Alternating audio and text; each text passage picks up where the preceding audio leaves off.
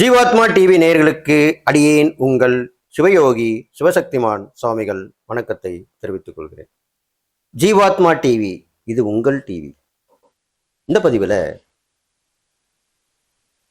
ஆடி செவ்வாய், ஆடி மாதம் வர செவ்வாய்க்கிழமை, எப்பவுமே ஆடி மாதம் செவ்வாய் வெள்ளி ஞாயிற்றுக்கிழமை ரொம்ப விசேஷமானது.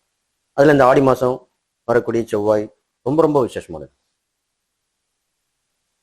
மற்ற செவ்வாய்க்கிழமையோட இந்த ஆடி மாதம் செவ்வாய்க்கிழமையில பெண்கள் கண்டிப்பாக ஆலயம் வந்து வழிபடுவார்கள்.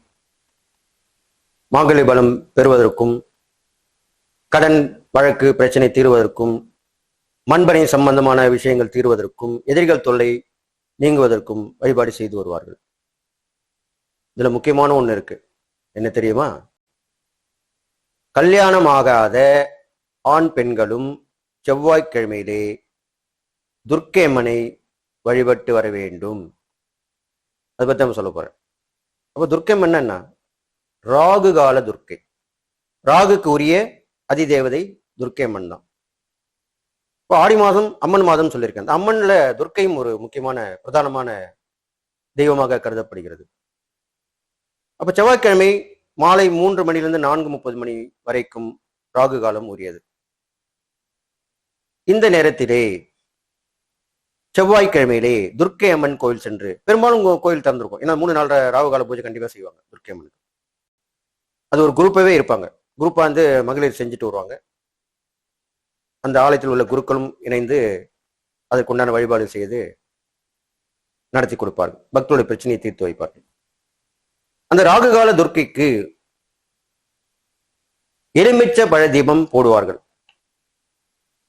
மற்ற தெய்வங்களுக்கு போடுறாங்களோ இல்லையோ, ஆனா ராகு கால துர்க்கைக்கு, துர்க்கை அம்மனை வழிபடுவதிலே ராகு காலத்திலே செவ்வாய்க்கிழமை 3 நாள்ற, வெள்ளிக்கிழமை பார்த்தீங்கன்னா 10, 12 இந்த 2 நேரமும் பண்ணுவாங்க.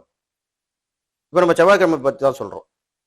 ஏனென்று சொன்னால் செவ்வாய்க்கிழமை மங்களகாரகன், மாங்கல்ய பாக்கியம். அது பெண்ணுக்கு மட்டும் முக்கியம் இல்லை, ஆணுக்கும் தான். அந்த மாங்கல்யத்தை ஆண் தான் கையில் எடுத்து பெண்ணின் கழுத்தில் கட்டுகிறான். அப்ப 2 பேருக்குமே பொதுவானதுதான் அந்த மாங்கல்யம். பெண்ணுக்கு மட்டும்தான் மாங்கல்ய பாக்கம் இருக்கணும், இல்லைன்னா கஷ்டம்னு சொல்லுவாங்க. ஆணுக்கும் தான் உண்டு. ஆணுக்கும் மாங்கல்ய பாக்கம் இல்லைன்னா அந்த மாங்கல்யத்தை தொட்டு அவன் தானே கட்டுறான். அப்ப இரு பாலாருக்குமே உரியதான். அப்ப அந்த ராகு காலத்துல என்ன செய்ய வேண்டும்? நீங்க பார்த்துருப்பீங்கன்னா தெரிஞ்சிருக்கும்.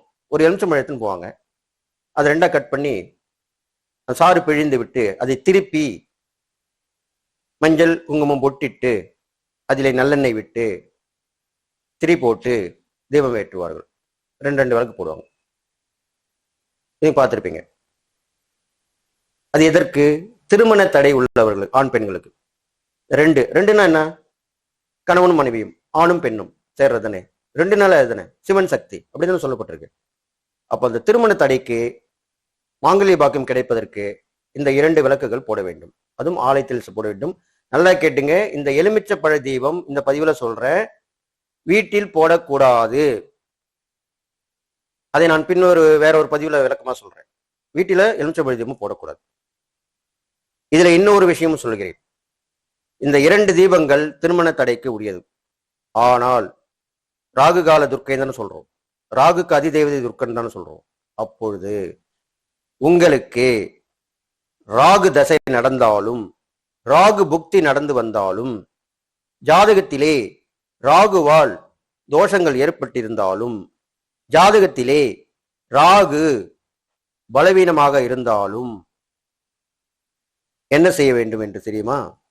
நீங்கள் 2 எலுமிச்சம் பழங்களை அறுத்து 4 விளக்கு போட்டு வர வேண்டும். 2 விளக்கு திருமண தடைக்கு, இந்த 4 விளக்கு எதுன்னு கேட்டீங்கன்னா ராகுக்குரிய எண் 4. அப்போ இது நிறைய பேருக்கு நான் பரிகாரத்துக்கு எதாவது சொல்லிட்டு வந்திருக்கேன். ராகு தோஷத்துக்கு, ராகு தோஷத்திற்கும், ராகு தசை நடப்பு, ராகு புக்தி இருப்பவர்களுக்கும், ராகுவால் பலவீனப்பட்டிருப்பவர்களுக்கும் 4 விளக்கு போட வேண்டும். 2 பழங்களை அறுத்தால் 4 விளக்குகள் கிடைக்கும். அதே மாதிரி போட்டுட்டு ஊற்றி எண்ணெய் ஊற்றி தீபம் போட்டு ராகுகால துர்க்கைக்கு வழிபட்டு வேண்டும். அப்போ ராகுக்குரிய அதிதேவதை துர்க்கை தானே. அப்போ ராகுவால் ஏற்படக்கூடிய தோஷங்கள் அனைத்தும் விலகிவிடும். அப்ப எலுமிச்சை பழ தீபம் 2 விளக்குகள் போட்டால் திருமண தடைக்காகவும், 4 விளக்குகள் போட்டால் ராகுவால் ஏற்படக்கூடிய தோஷங்களும் தீமைகளும் விளங்குவதற்காகவும் இந்த பதிவில் சொல்லியிருக்கேன். இது நீங்க கண்டிப்பா கடைபிடிச்சு வரணும். இது நிறைய பேர் கடைபிடிச்சு வந்து நல்லா ஆயிருக்காங்க, என்கிட்ட சொல்லியிருக்காங்க. அதனால இவ்வாறு செய்து வந்தீர்களானால் இந்த ஆடி செவ்வாய்க்கிழமை, அது ஒரு செவ்வாய்க்கிழமை ராகு காலத்துல ரொம்ப விசேஷம். அதனால உங்களுக்கு சொல்லப்பட்டிருக்கு. இதை கடைபிடித்து வந்தீர்களானால், இது மட்டும் இல்லை, இது பண்ணிட்டு வந்து வெளியே கோயிலுக்கு விட்டு வெளியே வரும்போது தான தர்மம் செஞ்சுட்டு வரணும். தான தர்மம் என்றால் அதையும் சொல்லிடுறேன். ராகுக்கு உரிய பரிகாரம் தான தர்மம் என்றால், ஏழை எளியவர்கள் விகாரமாக இருப்பார்கள். எண்ணெய் தலை இல்லாம இருக்கும், பரட்ட தலையா இருக்கும், பார்க்கறதுக்கு அசிங்கமா இருப்பாங்க. அப்படிப்பட்ட ஏழையர்களுக்கு நீங்கள் தான தர்மம் செய்ய வேண்டும். அதுதான் ராகுக்குரிய பரிகாரம். இதை கண்டிப்பா நீங்க செஞ்சுட்டு வரணும். சாப்பாடு தண்ணி வாங்கி கொடுத்துட்டு வரணும். இதை செய்து வந்துட்டு, அது இல்லாமல் ராகுகால துர்க்கை மட்டும் இல்லை, புற்றுள்ள கோயில் போயிட்டு வரலாம், அம்மன் கோயில் போயிட்டு வரலாம், நாகாத்தம்மன் கோயில், நாகவல்லி அம்மன் கோயில், இது மாதிரிலாம் போயிட்டு வரலாம். இது மாதிரிலாம் பண்ணிட்டு வந்தீங்கன்னா இந்த ஆடி செவ்வாய்க்கிழமையில் அதுவும் பண்றது ரொம்ப விசேஷம். இது செய்து வந்தீர்களானால் உங்களுக்கு அந்த திருமண தடை விலகிவிடும், ராகுவுடைய தோஷங்கள் நீங்கிவிடும். பெரும்பாலும் நான் இந்த பதிவில் சொல்லியிருக்கிறது எலுமிச்சம்பழ தீபத்துக்கு தான். அந்த எலுமிச்சம்பழ தீபம் இவ்வாறு செய்தீர்களானால் நன்மை நடக்கும். இந்த எலுமிச்சம்பழம் தீபம் என்று சொல்லும் பொழுது எலுமிச்சம்பழ மாலையும் இதில் அடங்கும். அப்பொழுது ராகுகால துர்க்கைக்கு எலுமிச்சம்பழ மாலையும் போட்டு வணங்கி வீட்டிற்கு எடுத்து வரலாம்.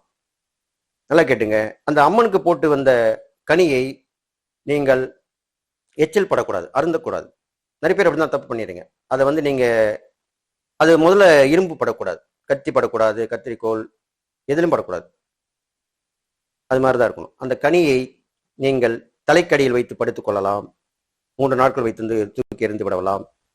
அல்லது வீட்டிற்கு எடுத்து வந்து பூஜை அறையில வைத்துக் கொள்ளலாம், வைத்து வழிபட்டு வரலாம். அது காய்ந்தவுடன் எடுத்து போட்டு விட வேண்டும். காய்ந்த மலர்களும் காய்ந்த எலுமிச்சம்பழங்களும் வீட்டில் பூஜை அறையில் இருக்கக்கூடாது.